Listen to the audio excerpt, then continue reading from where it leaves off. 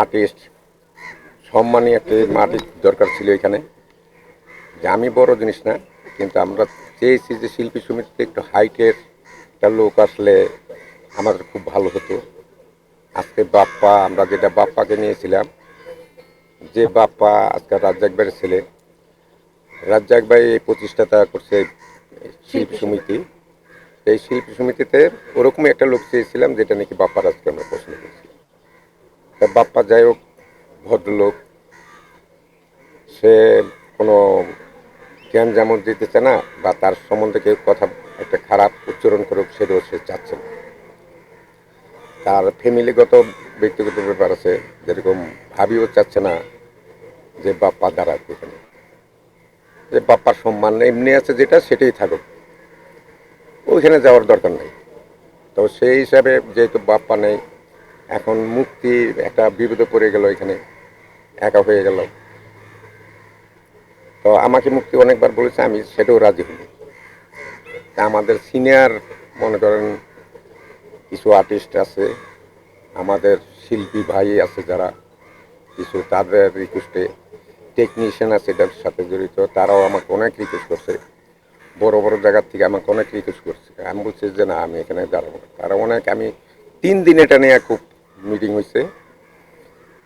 তারপরে সবাই ধরার পরে যে আপনি ছাড়া আর কোনো পথ নেই, এটা আপনি থাকেন, কারণ আপনি এত বছর ধরে ফিল্মে, আজকে আমার প্রায় 50 বছর হয়ে গেল ফিল্মে। আমি এই ফিল্মে আসছি ছোটোর থেকেই, মনে করেন এসে আজকে ছোটো কাজের থেকে আজকে এখানে আসছি। মানে বলতে গেলে যে আমি একটা বল্লম নিয়ে দাঁড়াইছি ফার্স্ট টাইম। ওইখান থেকে আমি ফাইটার হয়েছি, ফাইটার থেকে স্টারম্যান হয়েছি, স্টারম্যান থেকে ফাইট ডিরেক্টর হয়েছি, তারপরে আপনার প্রডিউসার হয়েছি, ডিরেক্টর হয়েছি, আর্টিস্ট হয়েছি। এইখানে তিলে তিলে এটা হয়েছে। আমি তাই ফিল্মের জন্য, ইন্ডাস্ট্রির জন্য আমার অনেক মায়া। তো সেই হিসাবে যে একটু দেখি এবার, তাহলে সবাই যেহেতু বললো, আমি চেষ্টা করব, আমার যতটুকু সমর্থ আছে আমি চেষ্টা করে যাব। আর আমি তো অনেক বছর জয়েন্ট সেক্রেটারি ছিলাম, বহুত বছর। মনে করেন যে আমি কখনো ভোট চাই নাই কারো কাছে। আমার আমার শিল্পী ভাই যারা আছে তারা সবাই আমার খুব স্নেহ করে, আদর করে, সেই হিসাবে আমাকে বিপুল ভোটে জয়লাভ করে সবাই মিলেই। আমার সিনিয়র ভাই যারা আছেন, সিনিয়রও আমাকে খুব লাইক করে। আমরা সবাই, আমার একটা বলতে গেলে কি একটা প্রোডাকশন বয় আমাকে ভালোবাসে, সবাই এত আদর করে আমাকে। তো সেই হিসাবে আমি এখানে আজকে আপনাদের সামনে দাঁড়াইছি। তা আপনারা আছেন সবাই, সাংবাদিক ভাইরা, আপনারা আমার জন্য দোয়া করবেন। আমি ভোটারদের কাছে, সবার কাছে দোয়া চাবো যে আপনারা দোয়া করবেন। আপনারা সবসময় হেল্প করে আসছেন আমাকে, আপনারা সবাই মিলে হেল্প করবেন। আমরা যাতে আরমান মুক্তি প্যানেলটা যাতে ভালোভাবে সাজে, ভালোভাবে কাজ করতে পারি। যদি আল্লাহ পাস করে, আমরা চেষ্টা করব একটু ভালো কিছু করার জন্য। কারণ অনেক বছর ধরে আমি যেহেতু ইলেকশন করতে চাই না কখনো, এই শিল্পী সমিতির আর্টিস্ট যারা আছে, মনে করেন যে যারা নির্ভর আছে, তাদের জন্য অনেক চেষ্টা করি, আমি অনেক কিছু করতে চেষ্টা করি, সেই জন্যই দাঁড়াই।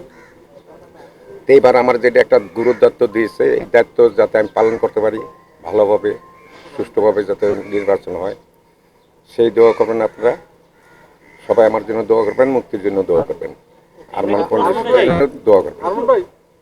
যুগ্ম সাধারণ সম্পাদক পদে নির্বাচন করেছেন, জয়ী হয়েছেন কয়েকবার। তো এবার সভাপতি ক্যান্ডিডেট কতটুকু চ্যালেঞ্জ মনে করছেন? আমি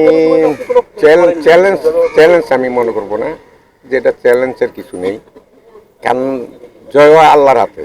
আমি সবসময় আমার ছোটোর থেকে আমি সকালবেলা আল্লাহর নাম নিয়ে বাইরে। আজকে আমি কখনো, আজকে মনে করেন একটু উদাহরণ দিই আপনাদেরকে, যেটা আমি আজকে ছোটোর থেকে এখানে আসছি, এই জায়গাটায় আল্লাহ আনেছে, আমি কখনো স্বপ্ন দেখিনি, আমি চিন্তাই করিনি এটা যে আমি এই জায়গায় আসবো।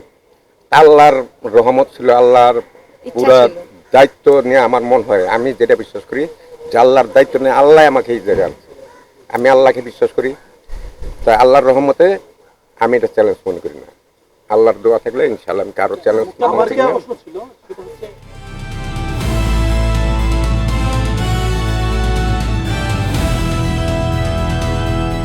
দিনাজপুর টিভি, মানুষের জীবনের কথা বলে।